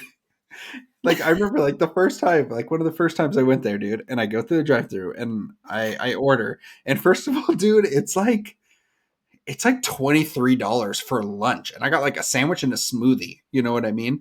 And so like I'm looking through all the stuff that they give me, and I got like a steak sandwich, which like I mean, not horrible. You know what I mean? It can only get so bad. And dude, and then there's another bag with literally like a piece of bread like this long, with so like I have a sandwich, which is bread, and then like another like half a loaf of bread, and then a smoothie, and I'm like, I didn't ask for this extra bread. Like you just like it's unsolicited half loaf of bread that I don't want. Okay. It's unaccounted for. Did you eat it though? Yes, I ate it. Dude, nothing go better than a lightly toasted baguette. Dude. Yeah, I ate it because I was confused. I was like, should I be eating this? Is there a reason why they put this in here? Like, dude, The old very, very berry smoothie with a nice baguette. bro. Yeah. Oh gosh, it's so overrated. It hurts. Oh, all right, guys. Well, I think that unless anyone has any other place they'd like to add in real quick, but I think that sums it up for my overrated, underrated, just right segment. Yeah, I just wanted to ask, like, if you guys are going to a spot just to get like chicken tenders, are you hitting up Popeyes? Are you hitting up Churches? What are you guys thinking? Where are you going for tenders? For me, Cane's. Yeah, I'm going to Cane's also. The sauce, the drinks, it's just like you can get a decent amount of food for not that expensive. The garlic bread, are you kidding me? The Texas toast, very nice. Yeah, skip the coleslaw, give me W bread or 2 sauces, like come on. Nothing better. You fillet that sucker open, make a little sando. Like you get the 4-piece box, right? You cut the bread open, make a sando, dump it sauce all over it because you got the extra sauce for the coleslaw. So much sauce. That noted. Then you still have a whole sauce and two tenders for dipping for Dunkin's, yeah, plus a garlic bread sando. Yeah, I think it's Raising Cane's as well. Absolutely delicious. I don't know. I feel like they're all kind of same as far as the tender goes. Yeah, you can get like spicy tenders at some places, but it's really the sides that come into play. Like Chach mentioned, you got the garlic bread, and their sauce, man, is on a different level. It's so good. It's got like this Cajun-y thing kind of going on. Like if someone asks like what it tasted like you can hardly even explain it to them. It's different things going on. Love the bread too. Also, you pull up to the window and they say, chicken, which combo you picking? Like, come on. Ooh. Iconic. Hey, we love a good jingle here on the Keep It Down podcast. Dude, I pull up to the window the first time we're at Cane's and the worker says that to me. I said, I'm sorry, what? So taken back. Did he run it back? Did he say it again? He said, how can I help you or something like that? How can I help you? Like I'm only legally obligated to say it once. I was like, oh shit, that's our thing?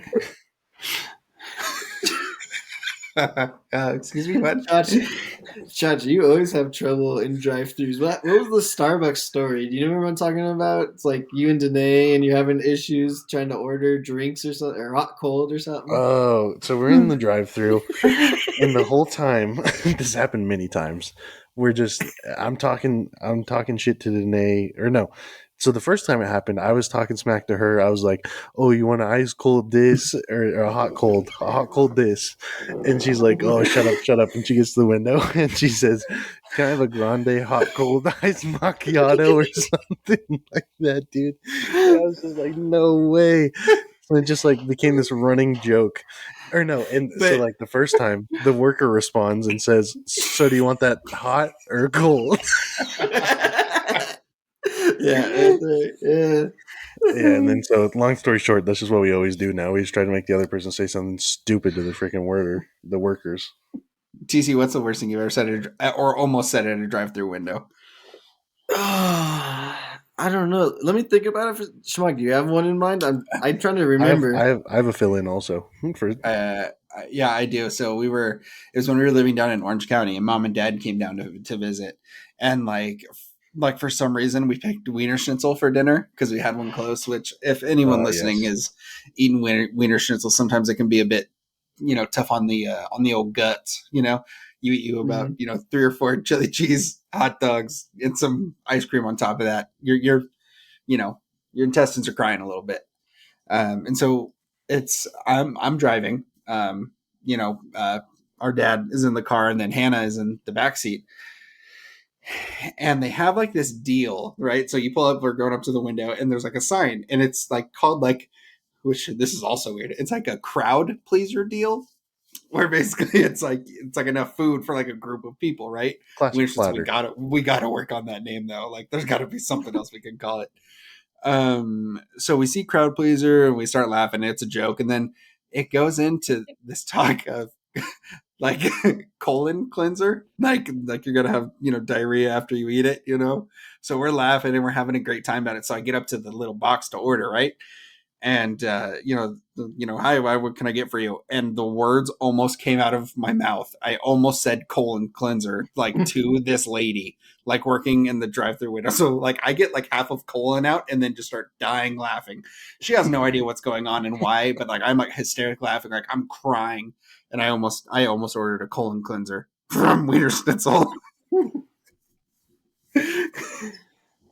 Yeah, like I can't remember like a super awkward interaction that I've had with the fast food worker, but I'm trying to remember the black ice story. Schmog, you remember Denny's with our boy Jake Walters? Hey, shout out Jake Walters, man. Don't know if you're a listener or not. If you are, shout out, miss you, dude. Hope everything's going well. Help me with the story though. So it was like we all went down and filmed, and then we went to dinner afterwards, and we were all talking about some black ice drink. Yes. So what happened was we're filming all day, right? We went to like 3 different schools, filmed. We're driving back, and we decided to stop at Denny's on Weed Patch, right? So we stop in, and they have these little tablets of paper that are like where all the jelly and stuff are, and you get to create your own milkshake, was their promo at the time, right? So Jake just starts adding all of the stuff into the milkshake, and then like... So basically on the paper, like you just add all your ingredients and then they make it and bring it to you, right? But it's like a list of ingredients that you add. So he checks like all of them and then feels the need to, I think what happened was he named it like they were going to put it on the menu. And so he named it Black Ice, BLACK. And then ice was like YCE or something stupid. And he like wrote it at the top of this like pad of paper. And then that's where Black Ice came from. And then I like he like named it like they were gonna put it on the menu. It was the funniest thing. Black Ice, dude. Black Ice, baby. YCE. Yeah. Great times. All right, boys. Since we're just already this far into the weeds, I've got a hypothetical for you boys. Okay. Oh my gosh, I forgot this. It was on the docket. So I sent you boys some homework about 2 hours ago. So here's the scenario. I'm going to give you a list of things. You get to pick 2 to defend you, and the rest are coming to kill you. Okay? Got it. Number 1, we have 50 eagles. Second, 10 crocodiles. 3 grizzly bears. 15 wolves. 4 lions. 5 gorillas. 10,000 rats. 7 bulls, or 1 hunter with a gun. Well, I kind of want to work this backwards, right? I'll tell you what it's not. I'm not going with the hunter with the gun. No. Okay. No. I feel like you're getting overmatched by pretty much anything else on this list. I'm not really feeling the 3 bears as much. I'm feeling right now, boys, my top 2 that I want defending me are probably the 5 gorillas and the 50 eagles. Okay. I'm going to get your initial thoughts before I dive too deep into it. Yeah, so I got the 5 gorillas, and was it 10 alligators? Okay. Yeah. 10 alligators. 10 alligators, 5 gorillas. Because here's the thing, gorillas, they're like basically human. So I mean, they could probably chuck like 2 animals per every, attempt. So if we're talking the wolves or the bears, gorillas are a solid pick.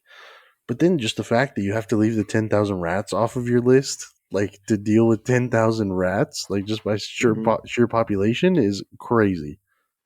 It's a lot of rats. But they're stupid, though. I could take them. They're stupid. But then the wolves, like... The wolves are the wild card, in my opinion. Everyone's seen Back at the Barnyard. Like, you'll just be fighting, and the next thing you know, you got a wolf on your calf. Yeah. And then there's the lions and the grizzly bears. Like, yeah, I think the safe bet is you don't want the eagles. You have to have the eagles defending you because flying is just not in the equation of things that you could survive here.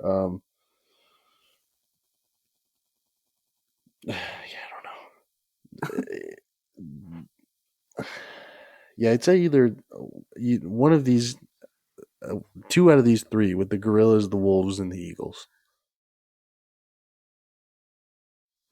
Yeah. So here's my thing about it is I don't feel like any 2 combination is going to protect me from all of the other animals on this list, right? Like, you got, like, if I went with my top 2 right now, the gorillas and the eagles, like, obviously, I feel like we're going to match up well with the wolves. I feel like 5 gorillas for 15 wolves. Yeah, like I that's think a pretty good ratio. They're probably breaking backs on each hit. You know what I mean? Yeah. 50 eagles versus the 10,000 rats. I'm liking that matchup as well. Yeah. But the issue is going to be you have 3 bears plus the 15 wolves coming at the gorillas. Like, that's not a good matchup. Plus the 4 lions. Yeah, plus the 4 no, I don't feel like any 2 combinations are going to protect you in this situation realistically. Yeah, absolutely. Yeah, I mean, I think the gorillas are a constant, man. I just think they're smart and aggressive, and I think they can do a lot of damage quickly to a lot of things.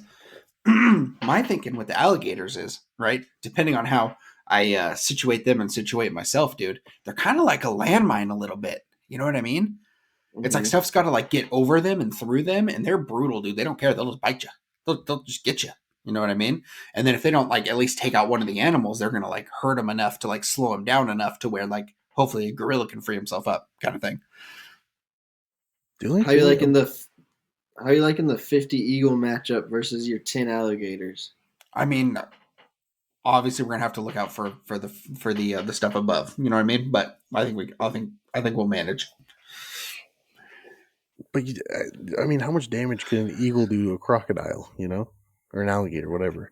I don't know. Like, they're pretty armored, Like we've seen some swamp people, like they have the little quarter-sized like gill spot on the top of their noggin. And that's like really Hard to kill. But also, the counter to that, when they're flopping around trying to eat wolves' legs off and stuff, also exposes their underside. So the only thing about the alligators is they only have one method of like affecting the opposition. Like gorillas have opposable thumbs. Bears have claws. Lions also have claws. Eagles have beaks and claws. Wolves are, basically large dogs with sharper teeth. Mm-hmm. Yeah, the other constant is just that you don't pick the hunter. That fool's getting absolutely yeeted by a gorilla into Narnia. Yep, he's done. Yeah, I think the tough one for me, I also really like the 3 grizzly bears and the 4 lions. I think people underestimate how gnarly a grizzly bear is. I think that the 5 gorillas versus the 3 grizzly bears would be a hell of a matchup, to be honest with you. Oh, yeah, I think so too. 4 lions. I mean, when we were at the Santa Barbara Zoo and we heard the lion roar, you remember that? Absolutely insane. Very powerful animal in its own right. I don't know. Like Chalk was saying, with the 10,000 rats, any use for that? I don't think so. Besides getting in the way, maybe. The only reason you pick them is to not have them attacking you, really. Like, just because 10,000 rats would be so goddamn annoying. What about the bulls? We're not even talking about the 7 bulls. Yeah, and Yeah. they're just gonna like gather together in a pack and not let you into the middle, and they're just gonna hit you with their horns over and over. Yeah. Like the bulls could be a strat for protecting you, making a little Ooh. wall of sorts. Yeah. Hmm. That was my kind of thinking with the alligators. Set up like Yeah, some like, landmine kind of dude, if you could situations pick there. 3, it could be doable. Yeah, I Yeah, think yeah. I 3 think would be, 3. you might survive. Like if you could do like gorillas and then like lions or grizzlies and the bulls or like the wolves, kind of make like little pyramids kind of things, little triangles, Sure. Hmm. you might have a shot. But then again, if you leave the eagles out, guess what? They're gonna freaking Death peck from above. your eyeballs out. Like, Yeah, the Eagles are rough. Also, do the rats have Yeah, more capabilities than what we're thinking of right now? it definitely hurt. I'll tell you that much. They'll get you. They have those sharp little teeth. Start gnawing on you. All right, so then if you guys pick 3, what's it gonna be? What's the top 3? I think I'm going.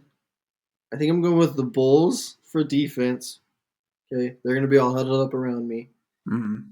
I got the 5 Gorillas kind of playing offense, doing their thing, and I'm taking the 50 Eagles. Clean up the mm, rats. mm. Gonna give the alligators problems. Um, Also, just cleaning up what the Gorillas can't finish off. Sure. Yeah, I'm gonna go alligators, gorillas, bulls. I think the bulls are just but between my front line of alligators, between my landmines, and then like the gorillas, and then like a wall of bulls. I think I'm good there. Yeah, I think I'm taking the bulls. You got to take the gorillas. I mean, that's just a given. They'll just like rip your top half of your body from your bottom half pretty quickly. Mm-hmm.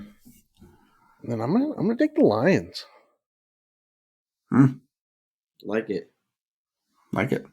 Go for the double offensive. The bulls, are just protecting me. Yeah. I like it. I think gorillas are some of the scariest animals on the planet. So I think we're all that's a constant, Yeah, absolutely terrifying. personally.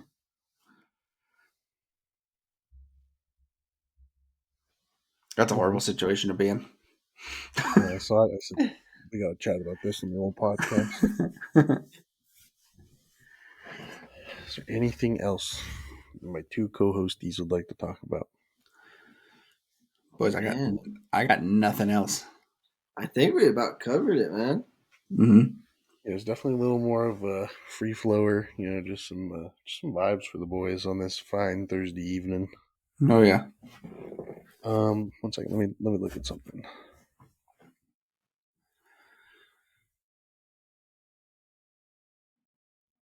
Seeing when March Madness starts. Yeah, so I think it's like I think it's conference championship week this week. So SEC is getting into their like Mm-hmm. little playoff system. ACC, SEC, all that kind of stuff, and then I think after this week we'll have a couple of day break, and then we'll be into March Madness. Dang, it starts next Tuesday. Yeah. That's a Dang. bummer. And obviously brackets aren't out yet or nothing. Yeah. Like maybe we just post them. Maybe we just get together. Maybe we just post one up, kind of thing. Yeah, definitely. Let's that's get gonna together be and post one. Yeah, that's gonna be a whole episode that we'll have to get figured out. But yeah, we'll get there. Yeah, well, we'll look keep the eyes out on the old social media for some input on that from the boys. So Absolutely. All right. yeah, Yeah. So that is officially gonna do it for episode 20 of the Keep It Down podcast. Boys, you want to give a quick sign out? Yeah, guys, thanks for listening, sticking with us. Again, man, like the interaction with you guys is key. We love to hear what you guys have to say. Any questions you want us to get to on the pod, we love that kind of stuff. So just keep it up, guys. And yeah, man, keep doing your thing. Yeah, absolutely. If anyone has any suggestions on like segments that you think would be fun, or different ideas, or stories that you remember, or stuff the boys can chat about, let us know for sure. DMs are always open on Instagram, Twitter, YouTube, anything. Let us know. But thank you so much for listening, guys. Episode 20. Rolling. As always, we appreciate everyone listening, watching, viewing, and subscribing. Be sure to check us out on all social media platforms. Go to Keep It Down Pod on Instagram, get the link tree, and that'll take you wherever you want to go. Appreciate you guys for listening. And lastly, be good people out there.